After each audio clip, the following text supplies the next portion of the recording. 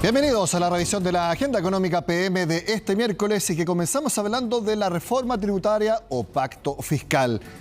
Recordemos que en la cuenta pública de 1 de junio el presidente Gabriel Boric fue textual en decir que se insistiría con el proyecto en el Senado a fines de este mes. Sin embargo, y tal como lo vemos en la nota de Orlando Silva, está en duda si es que realmente se va a presentar el proyecto a fin de mes o se posterga para marzo.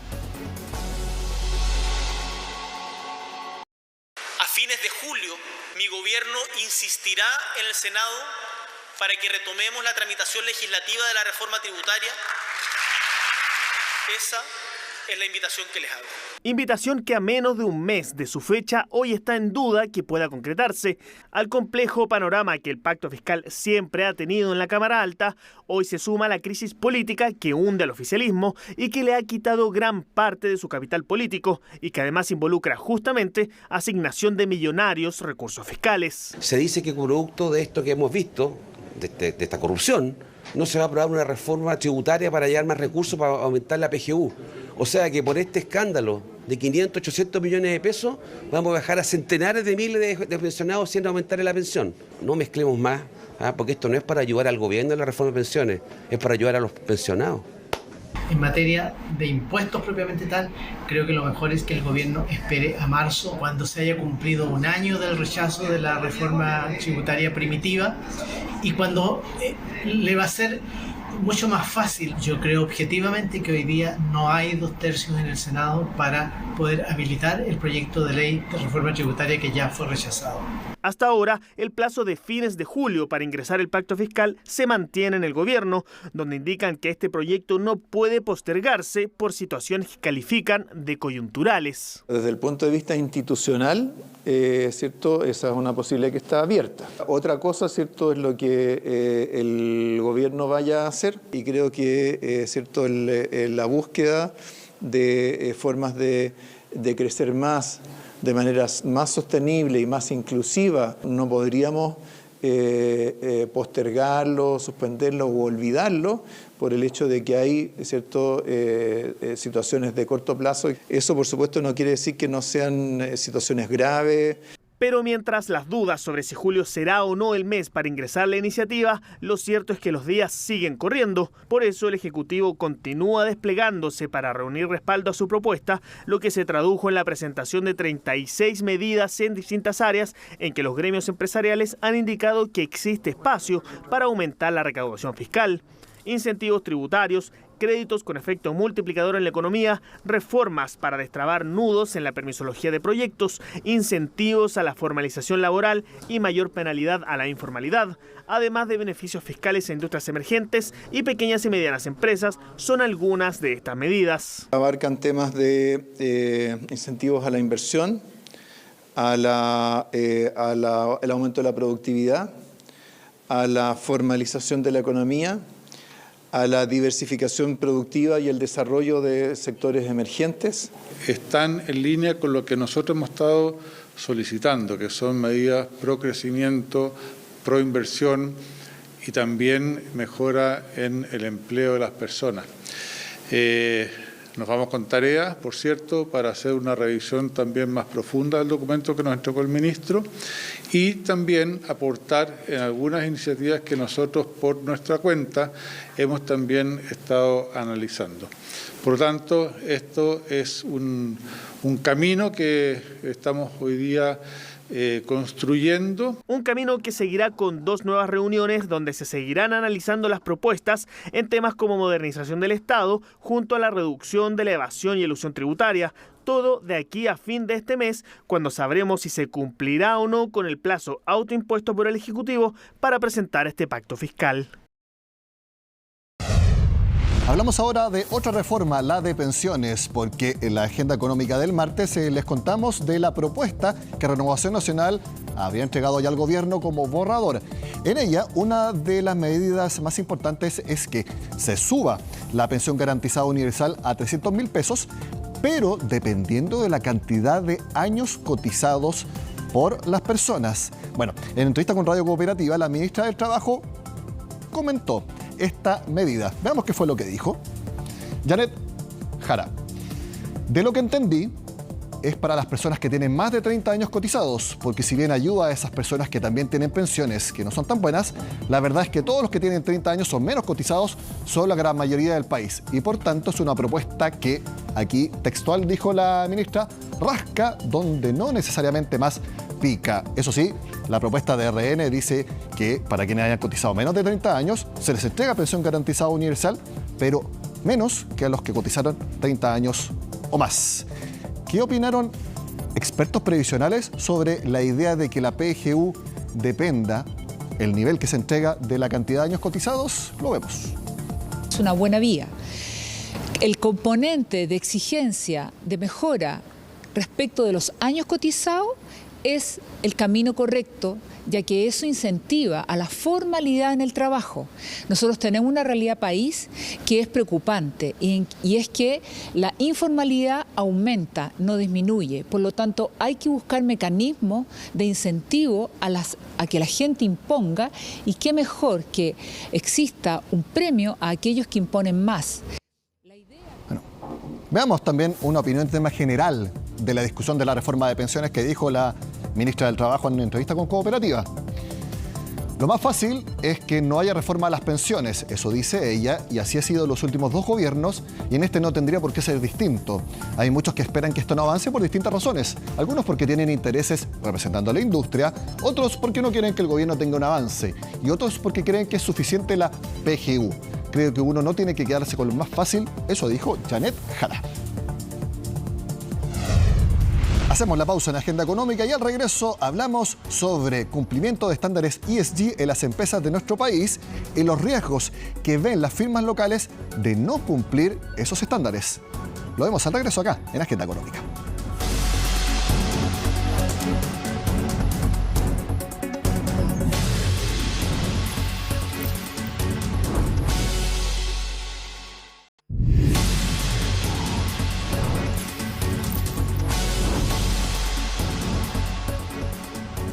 La colusión, las prácticas abusivas y el llamado greenwashing son los mayores riesgos para la reputación de las empresas.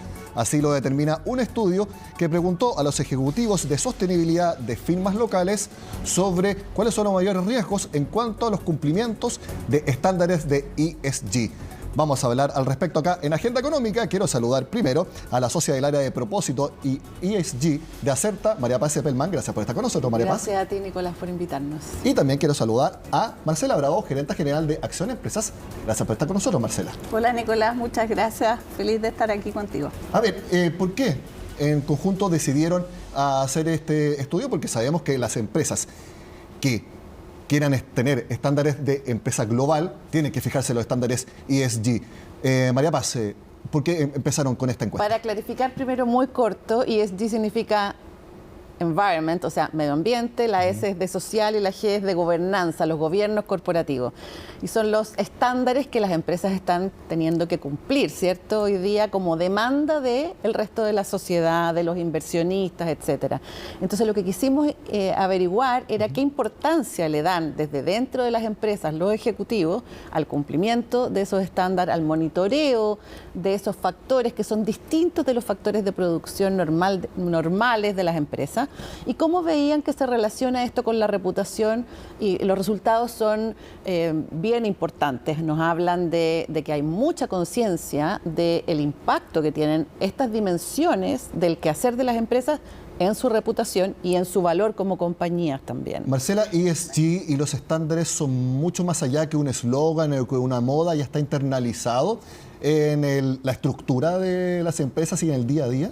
Creo que hay un grupo de empresas que están muy avanzados. Nosotros en Acción Empresas llevamos 23 años trabajando con las empresas en cómo incorporar esto en su modelo de gestión. Y yo creo que eso es interesante, esa transición desde considerar los temas como de responsabilidad social, como un tema como yo hago mi negocio y luego veo a quién dono esos recursos, a considerar estos temas en el negocio mismo, es la manera en la que hago mi negocio. Y yo creo que eso ha avanzado mucho y por supuesto tensionado por los inversionistas que han visto un riesgo real en aquellas empresas que no toman estas materias en su propia gestión, los consumidores, es decir, los grupos de interés. Como conclusión principal de la encuesta es que ustedes la hicieron a ejecutivos que están a cargo de sostenibilidad y de cumplir con los estándares ESG. El 89% declara tener conocimientos medios o altos de, obviamente, estos estándares. Tiene todo el sentido. Pero a mí lo que me llamó la atención es que el 60% dice que el rendimiento dentro del rubro, no dentro de las empresas, sino que dentro del rubro de cumplimiento de estándares ESG o de desarrollo, es bajo.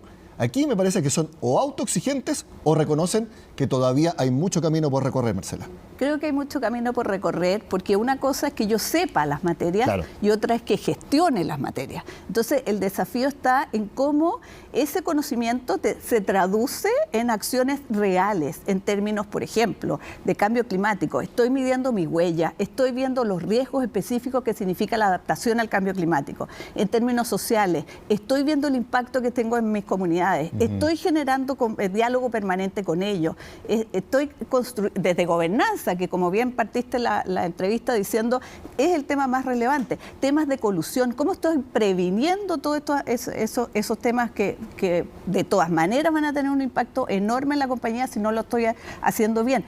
Entonces, yo creo que el interés de los que responden es cómo llevar a sus organizaciones a hacer una transformación mucho más rápida, que es lo que necesitamos hacer. Y además es consistente porque en las empresas no necesariamente estos son conocimientos tradicionales de lo que era la gestión de las empresas, son conocimientos nuevos.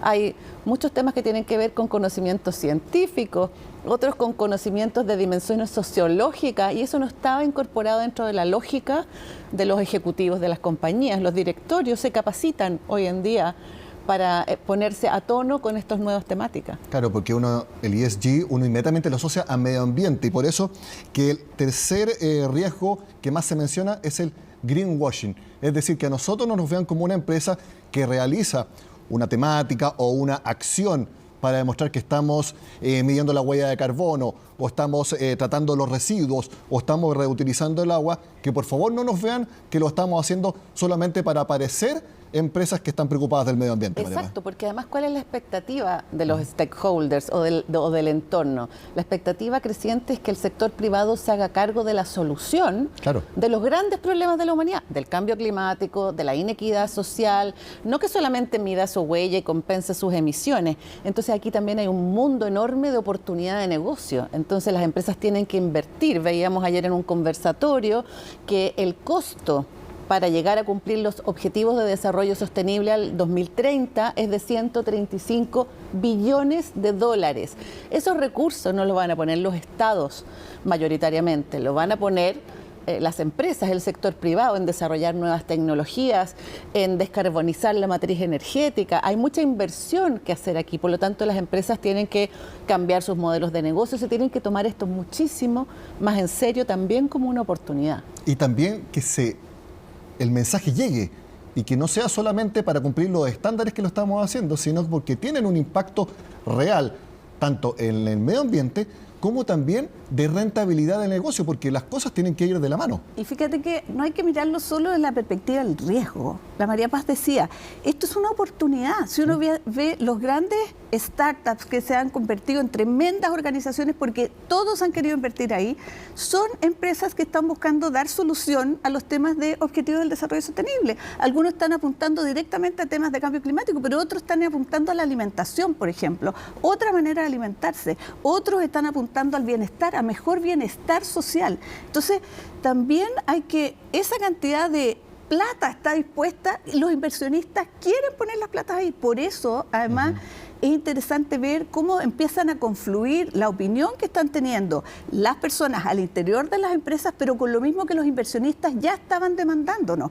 Y detrás vienen, por supuesto, las regulaciones, que también te van poniendo nuevos estándares para ir entre todos avanzando y no sea solo un grupito de empresas pioneras en esta materia. Pero el primer riesgo, y más nombrado por los ejecutivos, no tiene que ver con el E de environmental, sino que tiene que ver con la G de governance. El 88% dijo que el mayor riesgo que ellos tienen, no quizás porque lo vean que se esté produciendo, sino que tienen miedo, es que en sus empresas se detecte un caso de colusión. O sea, pareciera ser que el aprendizaje que hemos tenido también de todo lo que ha ocurrido en Chile y en el mundo es que los casos de colusión o los casos de corrupción son los que peor le hacen a la reputación, al valor de una marca e incluso a la reputación de todo un sector y también a los niveles de confianza de la ciudadanía hacia las empresas en general. Entonces destruye mucho valor social cuando ocurre eso. Y eso es lo que la empresa chilena, por lo menos lo que vimos en este estudio, ya aprendió.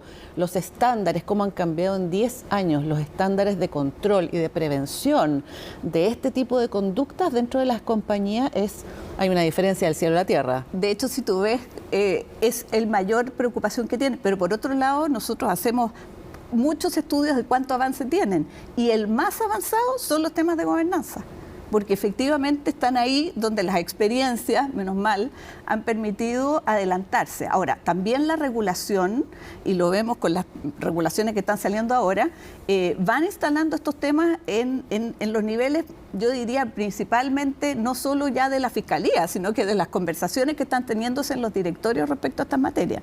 Entonces, hay presión, y te lo decía recién, por los inversionistas, por los consumidores, pero también, por la regulación que te va apuntalando. Y muy cerca de colusión está con un 85% de la respuesta de los ejecutivos, miedo a que en su empresa se detecten prácticas abusivas.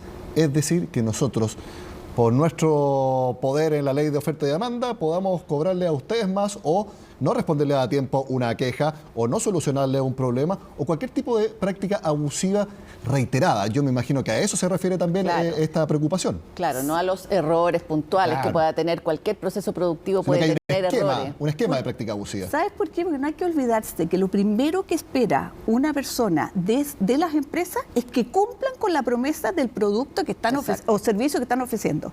Ese es el desde. Entonces, tampoco hay que olvidar que una empresa puede estar súper preocupada a lo mejor de temas en temas ambientales, pero resulta que a sus propios clientes no les está cumpliendo con la promesa que hace. Entonces, ese es un desde. Eso no ha cambiado. Eso sigue siendo el principal dolor que tiene la sociedad en general con las empresas. Ahora, entonces, es importante también que aquí hay un proceso de transformación cultural de lo que es la empresa tradicional, ¿cierto? Y el ejecutivo tradicional. Si esto uno lo compara con la lógica que tienen los emprendedores, que son normalmente jóvenes, que como decía Marcela, están generando estas startups, ellos ya vienen con la mentalidad de generar triple impacto. Cualquier cosa que ellos hagan como negocio, ellos se autoexigen que genere impacto económico, social y ambiental, y si no, no les interesa. Ahí hay un cambio también generacional y de mentalidad súper importante. ¿Ustedes creen que los ejecutivos jóvenes, los emprendedores, los que están generando empresas, ya vienen entonces con estos conceptos internalizados de que no hay que ser corrupto, de que no hay que coludirse, de que hay que proteger lo mayor posible el medio ambiente, de que no hay que ser obviamente abusivo con los clientes? ¿Eso ya lo tienen incorporado de acuerdo a todos los escándalos que se han visto en Chile y el mundo en el último tiempo? Yo creo que sí, que hay un cambio de mentalidad. Incluso eso le pasa a las empresas grandes, que si quieren captar también los mejores talentos, hoy día tienes que tener claros que el 50%, una encuesta que vimos hace poco, de las personas que rechazan un trabajo tiene relación con que esa empresa no está trabajando temas de sostenibilidad en su organización. Entonces, no solo es un tema de riesgo, como lo decía anteriormente, en todos los ámbitos que hemos analizado, sino también es que no voy a tener a los mejores talentos. Y si una empresa está comenzando en los startups, obviamente esos temas están incorporados. Muy presente. También otro riesgo que se detectó con un 77% de las respuestas es el menoscabo a comunidades. Y aquí, ¿cómo podemos entender el concepto de menoscabo? De que también, no sé si la palabra es intencional, pero de que una manera sistemática se pasa a llevar a las comunidades donde están, porque no creo que se refiera solamente a un impacto ambiental específico en una de las comunidades donde esté emplazado. Yo creo que es algo más profundo que eso. Ojo, quiero precisar que más que vean que existe ese riesgo, es cuán importante es ese riesgo para la reputación. Lo que nos están diciendo los que responden es, si eso se produce, el riesgo para la reputación de la empresa es muy alto. Y lo hemos visto en Chile, en las zonas de sacrificio. Es un poco injusto desde una perspectiva, porque lo que contestan las empresas es: yo cumplo con las leyes. Muchas veces cumplen con las normas, pero eso no basta, los efectos son acumulativos y generas una serie de impactos ambientales, sociales, sobre la salud de las personas, etcétera, y eso daña enormemente su reputación. Entonces las empresas empiezan a tener que a gestionar mucho más allá de lo que las normas les piden. Y ese es un terreno muy complejo, muy pantanoso. ¿Cuánto más? ¿Por qué? ¿A qué estoy obligado realmente? ¿Me habría gustado entender esto antes de hacer mi proyecto de inversión? Es la incertidumbre lo que te lleva a tener una gestión menos eficiente en ese sentido, ¿te fijas? Entonces, están enfrentadas hoy día las empresas a esta cosa media subjetiva de cómo hago para no dañar una comunidad en la medida en que las regulaciones no me lo están pidiendo expresamente. Y ahí hay una oportunidad, porque fíjate que hay ejemplos clarísimos donde se produce un diálogo permanente con una mirada de largo plazo, no específica por un proyecto, sino que yo con mi comunidad la conozco, sé quiénes son y con ellas converso permanentemente. Esa relación es súper virtuosa. Nos queda un poco para el último tema que a mí también me llamó la atención y que es muy atingente con lo que estamos viviendo hoy en día. Ven como riesgo la falta de transparencia tributaria. Es decir, en las empresas ya se está tomando con mucha mayor seriedad el que yo como corporación tengo que pagar los impuestos que corresponde. Obviamente, si se puede, tratar de no pagar de más, pero por ningún motivo buscar los esquemas solamente para pagar menos. Y eso me parece que es un cambio importante. Sí, porque eso afecta la legitimidad. Claro. O sea, una empresa es vista como ilegítima si no le devuelve a la sociedad. Este es un pacto, en el fondo. Yo hago mi negocio y tengo un socio que es el Estado y a través de lo que yo le pago en un tributo estoy permitiendo que la sociedad florezca. La sociedad que también me permite florecer en mi negocio. Entonces, si yo dejo de cumplir con esa parte, ¿cierto?, del pacto, no estoy aportándole a la sociedad y por lo tanto paso a ser un negocio poco legítimo. Eso hay que entenderlo profundamente y yo creo que el empresariado chileno eso también lo entendió hace bastante rato. Y yo creo que también hay un desafío desde el Estado de transparentar para qué se usan esos impuestos, porque yo creo que todos estamos felices de pagar más impuestos y sabemos que eso va a tener un impacto positivo. Entonces, yo creo que por un lado, como te decía, las personas quieren sentirse orgullosas de las empresas en las que trabajan. Y ese orgullo, porque no hay que olvidar que las empresas son las personas que constituyen esa empresa. Entonces, en la medida que vemos un impacto positivo de esos recursos, como decía María Paz, le estamos devolviendo a la sociedad parte de los recursos que estamos utilizando para producir el propio bien de esa empresa. Lo que está claro es que cumplir los estándares ESG no es un deseo, es un desde para todas las corporaciones, tanto en Chile como en el resto del mundo. Y no es fácil, es un camino difícil en el que hay que trabajar muchísimo, o sea, no es trivial. María Paz Eppelman, socia del área a propósito en ESG de Acerta, gracias por estar con nosotros. Gracias a ti, Nico, y a CNN por esta conversación. Muchas gracias. A Marcela Bravo, gerente general de Acción Empresas. Muchas gracias, Nicolás. Conversación de ESG. Con eso terminamos la agenda económica de este miércoles. Sigan con nosotros acá en CNN Chile.